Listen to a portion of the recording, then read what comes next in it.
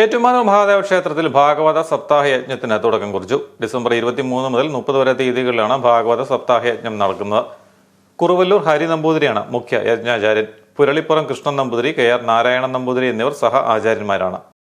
പരീക്ഷിത് മഹാരാജാവിന് മുന്നിലേക്ക് ഭാഗവതം പറഞ്ഞു കൊടുക്കാനായി ഗുരുനാഥൻ ശ്രീശുഖബ്രഹ്മർഷി എത്തിച്ചേർന്ന രംഗമാണ് ഈ ശ്ലോകത്തിൽ. തത്ര ഭഗവാൻ വ്യാസപുത്രോ യഥേച്ഛയാ ഗാമണമാനമനപേക്ഷ അലക്ഷണികോ നിജനാമതുഷ്ടോ മൃതശ്ച ബാലയേ അവധൂതവേഷ സർവത്ര ഗോവിന്ദനാമ സങ്കീർത്തനം ഗോവിന്ദ ഗോവിന്ദ.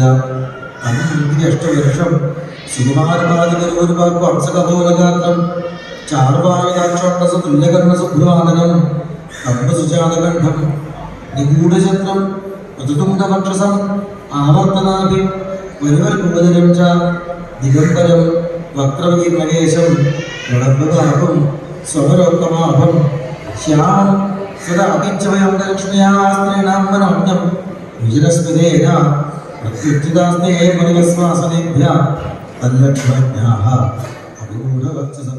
സൂര്യകാലടി മനസൂര്യൻ ജയസൂര്യൻ ഭട്ടതിരിപ്പാട് ഭദ്രദീപം തെളിയിച്ച സപ്താഹത്തിന് തുടക്കം കുറിച്ചു.